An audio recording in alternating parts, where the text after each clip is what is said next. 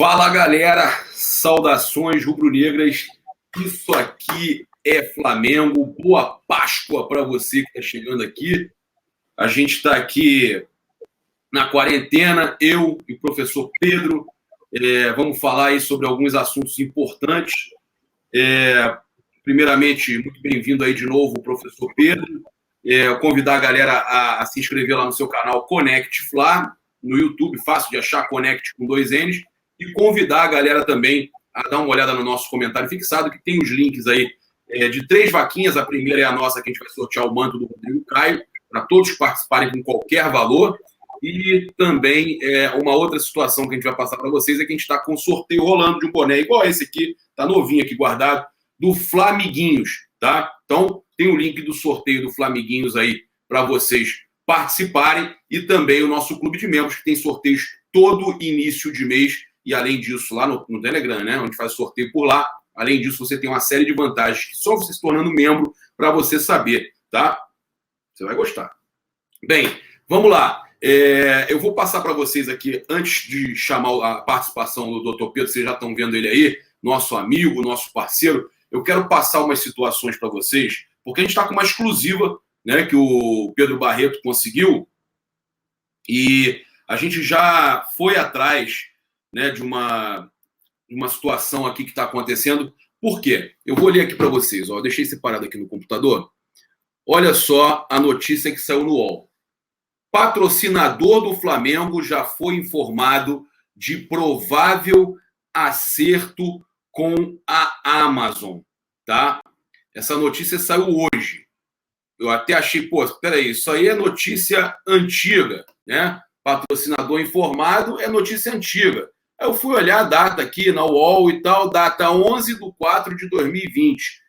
Bem, será que estão requentando matéria? Eles falam que com a pandemia e tal, desacelerou um pouco as conversas Flamengo e a Amazon. A empresa negocia para ocupar o espaço mais nobre na camisa rubro-negra. Apesar desse ritmo um pouco mais lento, o namoro segue e o Banco BS2 já foi informado da possibilidade de acerto.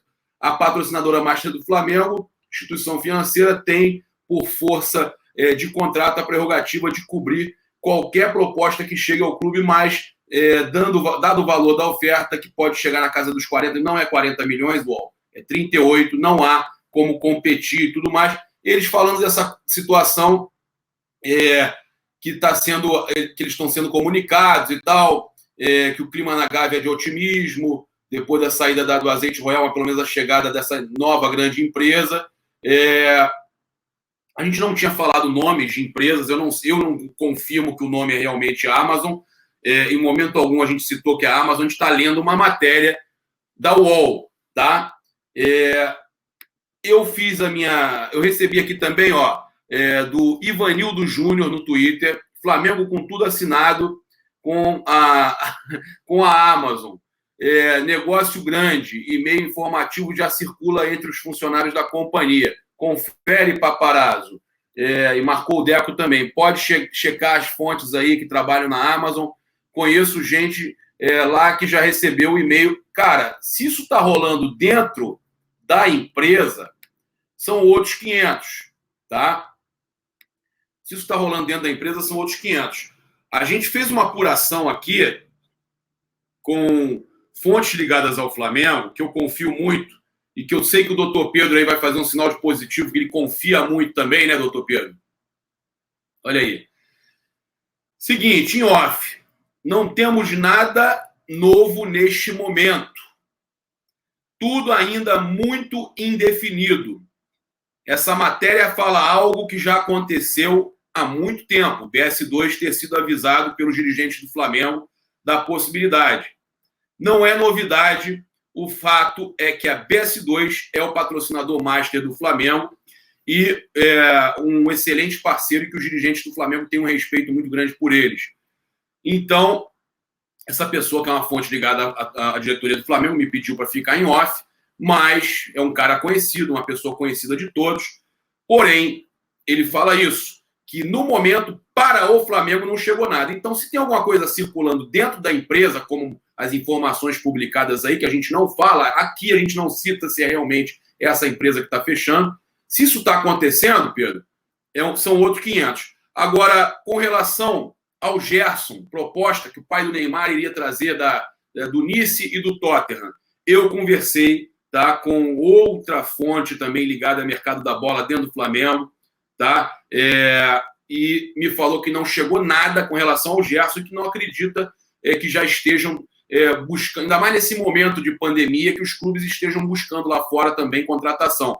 Ele não acredita, ele acha que pode ter sido antes um interesse, demonstrou um interesse apenas antes, mas que nem sondagem teve, ele não recebeu. Agora, óbvio, o pai do Neymar pode estar buscando esse tipo de negócio, pode estar buscando alguma coisa, e foi falado de Nice, de Tottenham, porém, o que pessoas próximas à diretoria do Flamengo passam para a gente é que, nesse momento, ninguém está procurando nada, ninguém está procurando fazer nenhuma situação de mercado.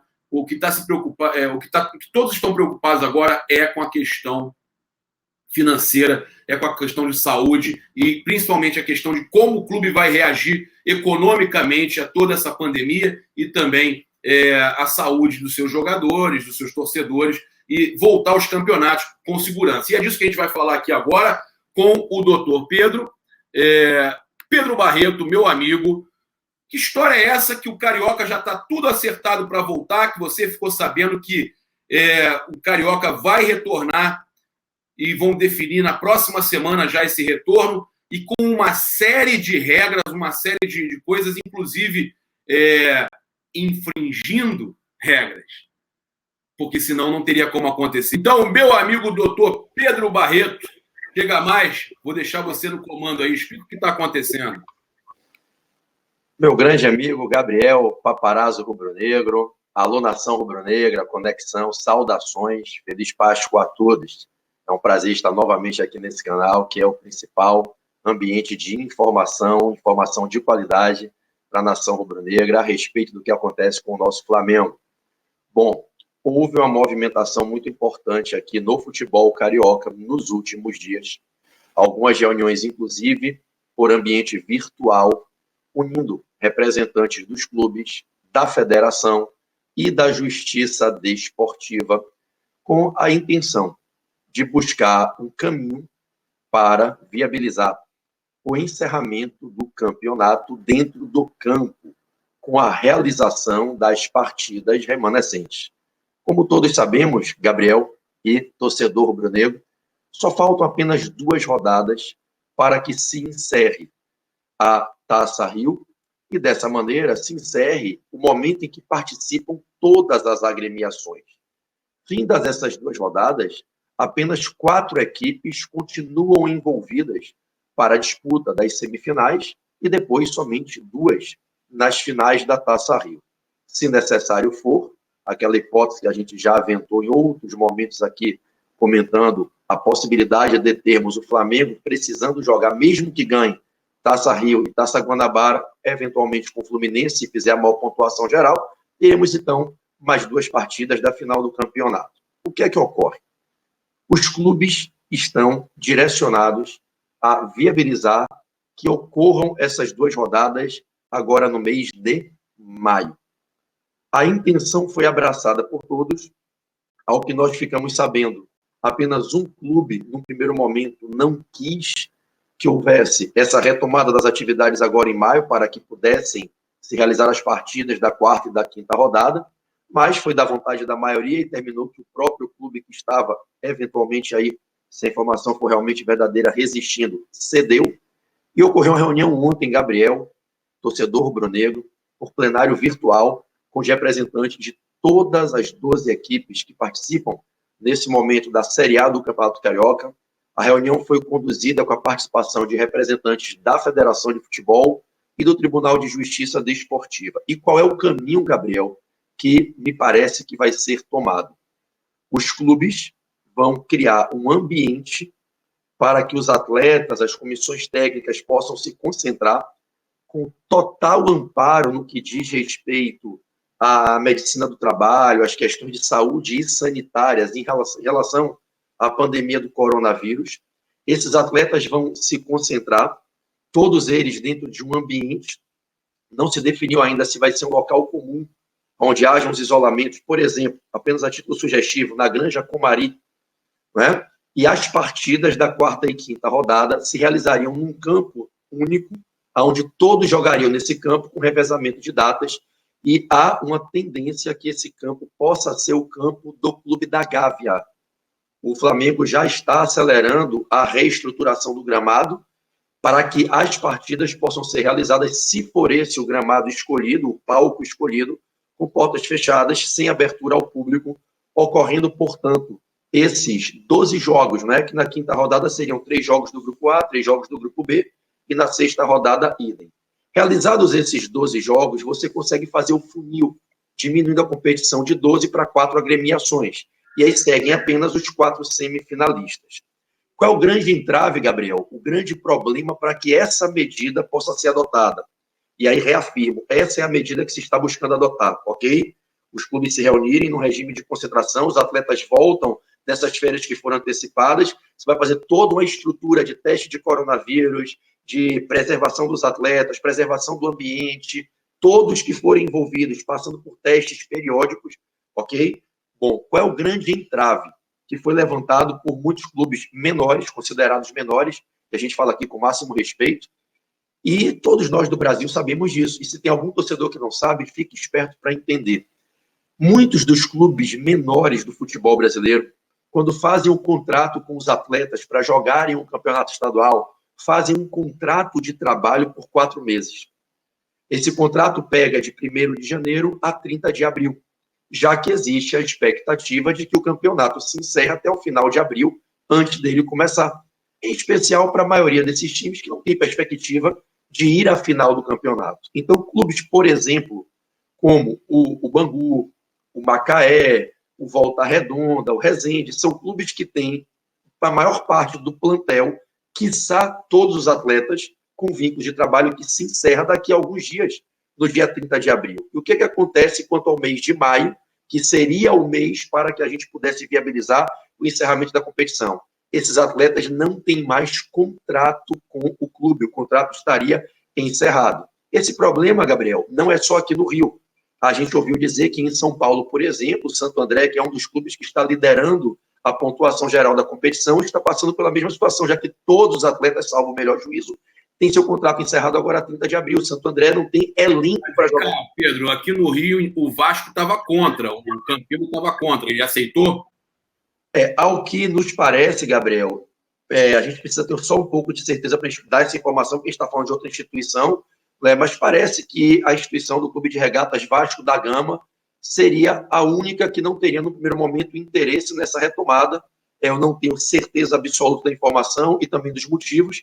Há o que eu ouvi dizer, e aí reservo aqui a agremiação o direito de falar em contrário, seria por conta da questão de saúde, entenderiam que não seria adequado no momento, mas ontem a reunião que ocorreu começou às 18 horas, foi plenário virtual, ela foi presidida pelo grande professor de direito esportivo, hoje na presidência do TJD do Rio de Janeiro, Marcelo Jucá, é uma autoridade, eu trabalhei junto com ele, fui procurador do STJD junto com ele há 10 anos atrás, no Superior Tribunal, é fera braba do direito esportivo, hoje com muita maestria preside o tribunal, e ao que eu fiquei sabendo ontem, os clubes fecharam a posição para que o campeonato volte. Para tanto, tem que ser superada essa questão trabalhista. E aí, olha qual é o problema, Gabriel.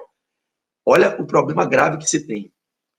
Para que esses clubes voltem, a busca, o caminho é fazer um contrato de trabalho de 30 dias com os atletas, para que esses atletas possam, no mês de maio, pertencer à agremiação para jogar as 2 rodadas.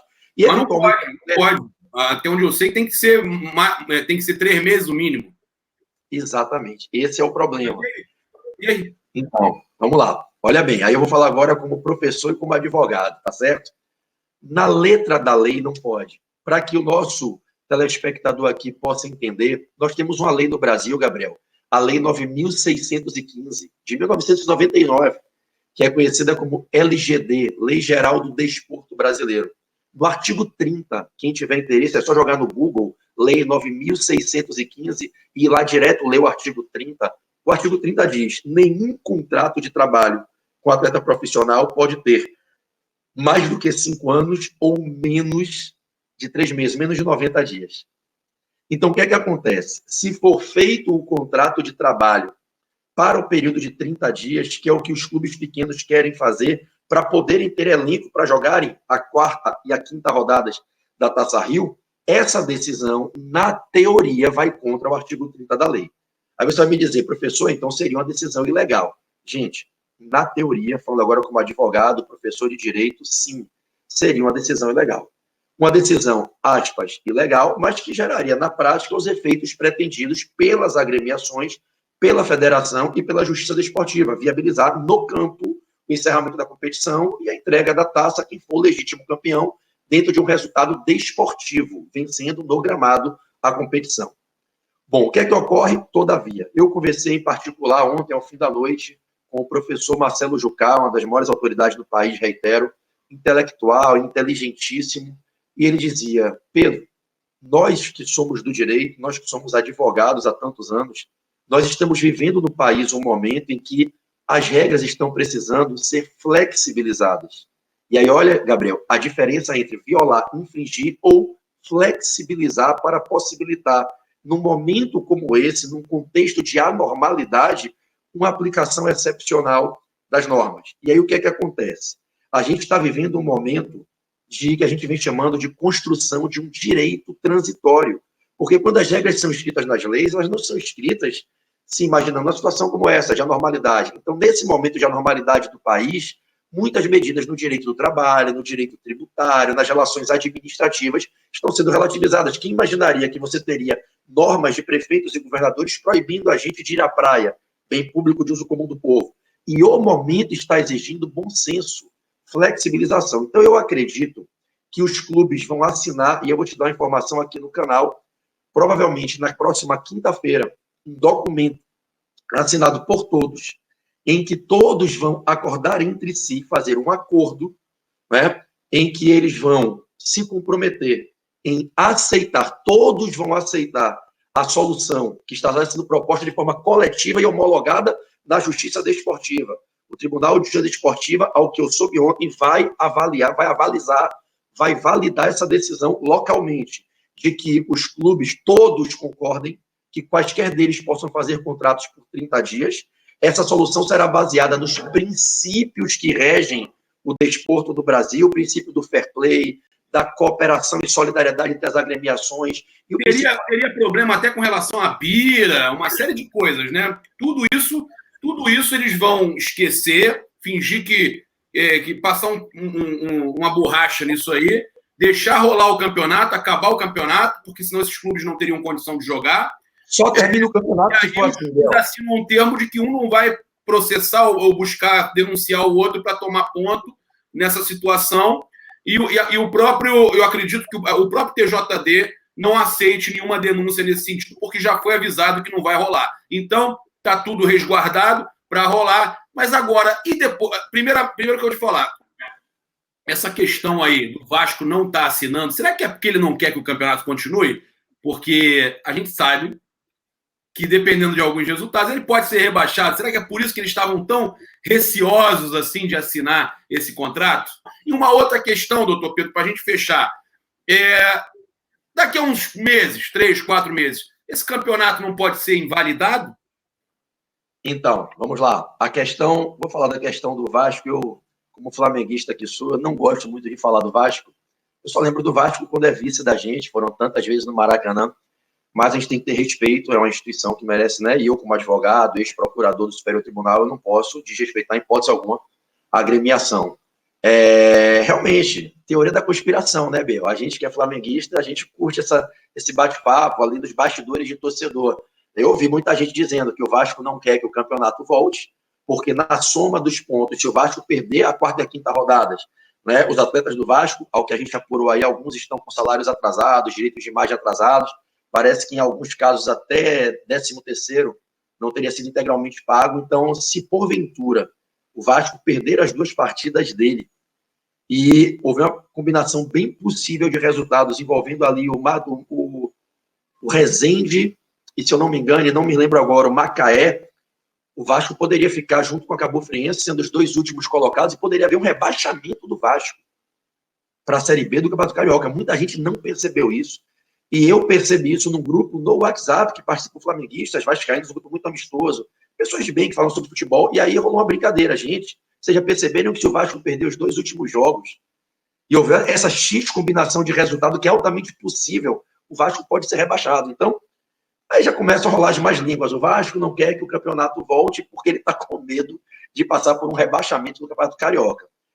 Não sei, isso aí fica aí para cada um, para a galera levar. Eu acho que eu levaria, Gabriel, mas no clima da brincadeira, isso aí eu prefiro crer, é meu papel, inclusive aqui eu tenho que ter essa postura ética, crer que a instituição Vasco da Gama não tomaria uma decisão por conta de medo de rebaixamento, até porque, ainda que sejam mínimas as probabilidades, matematicamente eles também teriam chance de se classificar, se vencerem os 2 jogos e houver ali uma combinação de resultados envolvendo o Madureira, eles podem se classificar.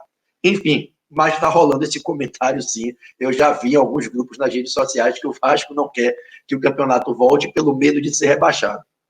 Deixa isso aí para a torcida, né? Bom, em relação à sua segunda pergunta sobre a impugnação futura, ela pode acontecer. E, Gabriel, você sabe qual é o arrepio que me dá? Você se lembra da Copa União de 87? Eu e você éramos crianças. Eu sou dos anos 70, você também. A gente viu aquilo que aconteceu. Muita gente não conhece a história. Muita gente não sabe. Na Copa União de 87 foi feito um acordo entre os clubes. O Clube dos 13, inclusive o finado, então o presidente do Vasco, Eurico Miranda, eu nem lembro se o presidente era Eurico ou o Calçada, os presidentes fizeram um acordo que eles não jogariam aquele cruzamento. Não foi o Flamengo e o Inter. Se os semifinalistas, Cruzeiro e Atlético, fossem para a final, eles não jogariam a final contra o Sport e o Guarani, e todo mundo fez o acordo. E o Flamengo e o Inter cumpriram o acordo. Eu sei que você conhece a história, o time do Flamengo queria jogar. O Zico, o Renato Gaúcho, o Bebeto, o Leonardo, aquela seleção que, para mim, está entre os maiores times da história. A CBF nos furtou o direito de jogar a Libertadores de 88, por causa daquela questão do cruzamento. Os jogadores queriam jogar. E o Flamengo foi leal ao pacto feito com os demais 15 clubes, Flamengo, Inter e os outros 14, eram 16 clubes na Copa União, modo A, grupo A e grupo B. E aí o Flamengo não jogou o cruzamento. Muita gente fala que o Flamengo não quis jogar. Não é que o Flamengo não quis jogar, o Flamengo foi fiel ao que foi acordado. Ninguém joga o cruzamento. Beleza. E depois o que é que aconteceu? A gente sabe a história. Até hoje a gente vive aí essa chatice das pessoas não quererem reconhecer o título que nós ganhamos no campo, né? O nosso tetra em 87, a Copa União. Enfim, então pode acontecer esse cenário de o Flamengo, por exemplo, vencer o Campeonato Carioca. Creio que é o provável, né? O Flamengo vencer a Taça Rio e vencer a final contra quem for, eventualmente o Fluminense, possivelmente. O Flamengo vencer na Taça Rio. O Fluminense ganha da quarta e a quinta rodada dos 2 jogos dele. A final do Carioca seria Flamengo e Fluminense, e o Flamengo jogando na vantagem dos resultados iguais, né? Então pode ser, sim, que alguém chegue depois e impugne e diga, olha, o campeonato é nulo. Esse título não vale. Esse título não vale porque foram feitos contratos para que os atletas jogassem a quarta e quinta rodada, ferindo o artigo 30 da Lei 9.615. Qual vai ser a decisão disso depois? A decisão vai ser feriu ou não feriu a lei. Na letra da lei, feriria. Mas é possível que, com base num conjunto de princípios da justiça desportiva, do direito desportivo, princípios constitucionais, como razoabilidade, proporcionalidade, a gente possa entender que a lei pode ser relativizada numa situação anormal como essa, para que se alcance a finalidade pretendida, que é viabilizar que a competição chegue ao seu final com a concordância de todos. Gabriel, aqui entre a gente, vamos lá, vamos falar a verdade? Esse tem que ser o caminho, sabia? Ontem eu conversei muito com o professor Marcelo Jucá e falei, Marcelo, que Deus te dê sabedoria, que os clubes realmente tenham essa decisão para que o campeonato no campo chegue ao seu final. Se depois o nego vai discutir isso na justiça, e aí vão dizer, na justiça está anulado, é a mesma sensação da Copa União, quem ganhou no campo foi a gente. Tu lembra? E outra coisa, não, a Copa União 87 é diferente. É a mesma coisa. A FIFA lá estava lá nos clubes clássicos, você entra lá 87, Flamengo campeão da Copa União. O Sport é campeão da Série B. Agora, a questão do Carioca ainda corre o risco deles pegarem depois, anularem e falarem que o campeão é o Fluminense se o Fluminense tiver o maior número de pontos. Aí dão um título para o Fluminense depois, de 3 meses.